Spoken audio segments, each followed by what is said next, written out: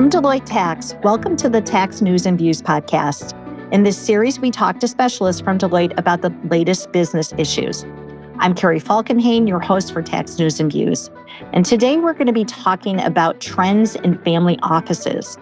For those of you that may be unfamiliar with the concept of a family office, it is a private organization organized by ultra-high net worth families that provide services to the families, typically in the areas of investing or tax or philanthropy. And we're going to get into all of that today.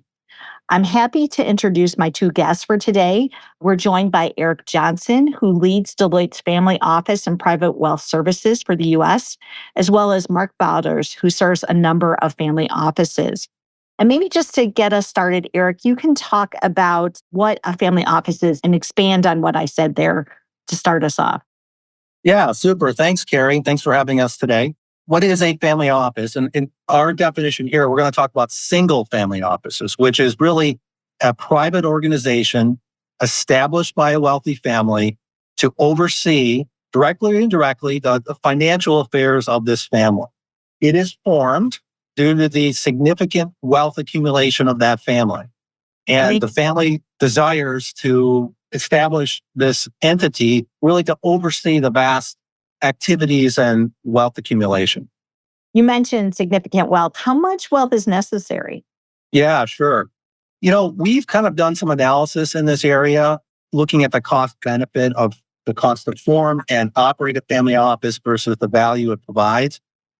Our thinking is it probably starts around 200 million in investable wealth for it really to make sense. But a lot of the single family offices out there are overseeing wealth accumulation of at least 500 million, and many are in the 1 billion or plus range. And when we talked about the services, it sounded like the kind of thing that you might also go to a top tier bank or investment firm. Why is it different?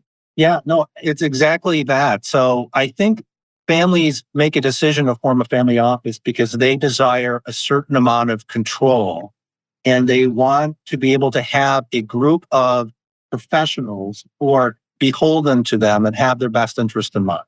So, what some of the challenges with a top tier private bank or investment firm is, of course, they're also looking to make money and perhaps to sell product or services that obviously would benefit their organization. I think the difference between that and what the family office provides is these employees have nothing but the family's best interest in mind. So it offers a lot of the same services, and the caliber of the professional they hire is the same caliber that you would see at some of the large financial institutions, but it's a group of employees that clearly have the family's best interest in mind. Helpful. So we talked about the level of wealth that might be required, but Mark, maybe you can take us through when would a principal or a family consider actually forming their family office? Thanks, Carrie. We continue to see families across the United States amassing a significant amount of wealth. And I'll talk through a couple examples of where we've seen families that have amassed a significant amount of wealth consider forming a family office. One is you have a principal or family members that have had a very successful family business. That business has grown significantly over the years, and profits from the business have amassed outside the business. There's no longer a need to reinvest the earnings and profits. And so these principals or family members, they have a significant amount of wealth outside the operating business that they're looking for someone to oversee, just like Eric described in the beginning. So that's one avenue.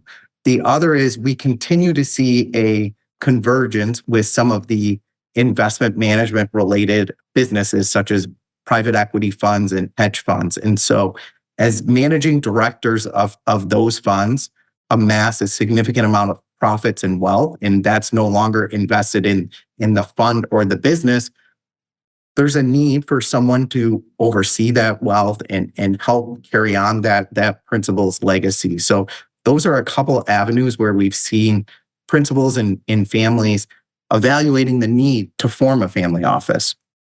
Eric, you talked about the fact that a family office is principally formed because it's tailored directly to the needs and aspirations of the family. Maybe you can just take us a little deeper into what some common goals of family offices are. Yeah, sure. So maybe piggybacking off what Mark said, often family offices are formed after the monetization of a significant business.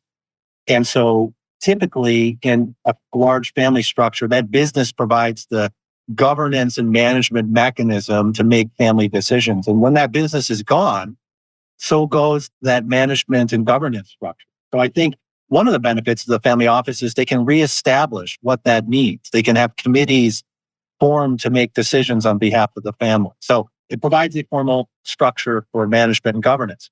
It also promotes through the successive generations, the family's legacy and vision and values. Values are very important for an ultra wealthy family. There's a lot of chances for the next generation to go off the rails, so to speak. And, the family office is a way to keep that family cohesive and to ensure that the next generation adopts the vision and values that the prior generation had. There's also benefit of staying together, provide some economies of scale. So either the ability to, by consolidating the family wealth, you might get preferential investment access to certain deals. You might have reduction in fees with third-party advisors. You might get access to better professionals at organizations because by having the family stay together as a unit, it's just a bigger client for that organization. And really, one of the main objectives of the leaders of that family office is to help manage the economic and personal risks for the family. The family's accumulated a lot of wealth. Making more is necessarily not as important as maintaining what they have and keeping family members out of trouble. And the family office is a great way to do that. And then finally, confidentiality and privacy is a big concern to these families. They're being asked many times to donate money to certain places. There are bad actors, perhaps, that might be trying to do nefarious things to the family. And the family office, with its kind of internal controls and perhaps protectionally around from the technology perspective, being able to maintain confidentiality and privacy is also a benefit and a reason for a family office to be. Great. Mark, maybe you can take us through some of the services that we see being provided by family offices and also touch on what needs to be true for that to be successful. As it relates to services carried for family offices, it's really dictated by the needs of the family. And so, as Eric mentioned, this is an organization that's formed to support and oversee the needs of the family. Every family is different.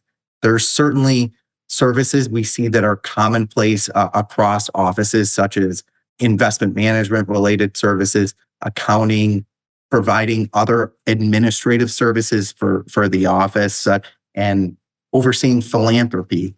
As it relates to the family office and fulfilling these services, once it's identified, a big thing that family offices go through is, are we going to develop the talent in-house within the family office to provide these services?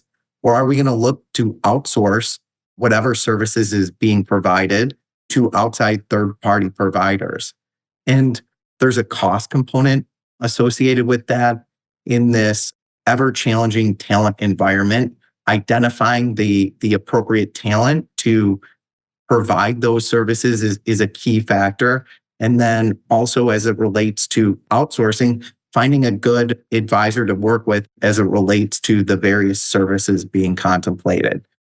Yeah, if I could just comment on that too, Carrie. The decision for the office to determine what services they want to provide in-house and hire the appropriate talent to provide those services, versus which ones are more appropriate to have a third-party provider perform on behalf of the family, is one of the largest decisions for the family. And we spend a lot of time working with families to walk through that decision process. And they need I think many family offices need to decide what type of office do they want to be. So for example, many of the family offices that we work with fancy themselves as investment offices. The main function of that office is to manage the wealth on behalf of the family. And sometimes that's a very active decision, meaning that the family, perhaps after a large monetization event, is looking to get into various asset classes, perhaps to get into direct private equity, to hire professionals from the private equity industry to kind of find deals for them and be active in those deals. And that's just a very involved process to build out an investment function like that for a family office. So those are the types of decisions that a family office would make in its first year as to what type of office does it want to be. So you both talked about some of the trends we're seeing, but what else is new in the family office industry? Yeah, let me comment on that first, and Mark, you can add some color too. The biggest issue we see, and we're facing it here at our firm as well, is finding talent in the market. There's just a shortage of financial professionals to fill roles. As more family offices go online, and there's really been a significant uptick over the last few years due to wealth accumulation in the US, various monetization events, there is just a lot of positions being created and not as many professionals to fill those positions. So the demand goes up. And when the demand goes up, then you need to establish a more attractive compensation package for that employee. So we're doing a lot of work and seeing a lot of activity in determining what is the appropriate incentive compensation structure for family office professionals. I'll go back to the investment offices that we work with. Attracting investment professionals in the marketplace might require to look at structures where you're providing them co-invest, where they can co-invest with the family members on various deals, or profits interest or carry, right? Where they'd be able to participate in the upside.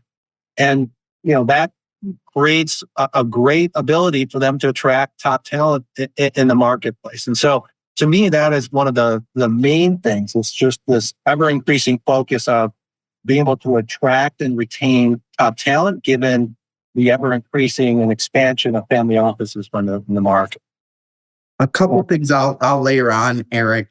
In this ever evolving regulatory and compliance environment, we continue to see family offices evaluating their operating model. So family offices that have been around, looking at their people, their processes, and their technology to make sure that they're doing things in the most efficient manner possible. There continues to be significant asks and needs as it relates to the people. And so really going through those three avenues to identify where are manual processes and things that can be automated. Another thing that we're seeing within the marketplace is there's an increased focus on examining by the IRS ultra high net worth individuals, partnerships, and their related entities. And so we've seen a significant increase in audit activity, mainly as it relates to ultra high net worth individuals. But the IRS is taking this enterprise view and looking at those individuals and all their related entities. And so it could be that the family office gets inserted as part of that examination. So those are a few things that we're seeing from a regulatory and compliance perspective. Eric, anything else to add? Well, I guess what kind of the other phenomenon that we're seeing is as family offices continue to become more institutionalized. And what I mean by that is becoming more formal in how they're set up, with physical office space and governance structures and employee groups and the services that they're providing and the technology that they're adopting. They're really becoming large operations that are fairly sophisticated in how they operate. So another area that we help focus families or family offices on is the ability to become tax efficient, right? Many of these offices have run rates that are fairly significant, and the ability to adopt a framework that allows that family to operate that family office as a trade or business provides a means for them to get deductibility for the expenses on a go-forward basis. So there's been, as family offices have become more institutionalized, there's a desire also for greater tax efficiency, and that seems to have been a focus over the last many years as well. Well, that's terrific. Thank you both for that update on such a fascinating industry. I'm sure you piqued some interest of our listeners. So if people would like more information, just go to Deloitte.com and search on family offices, and you'll find additional materials. You can also connect directly with Eric and Mark via LinkedIn. They'd love to connect with you. But in the meantime, I'd like to thank our audience for listening in. I hope you are able to join us on a future episode, and I hope everyone continues to be well.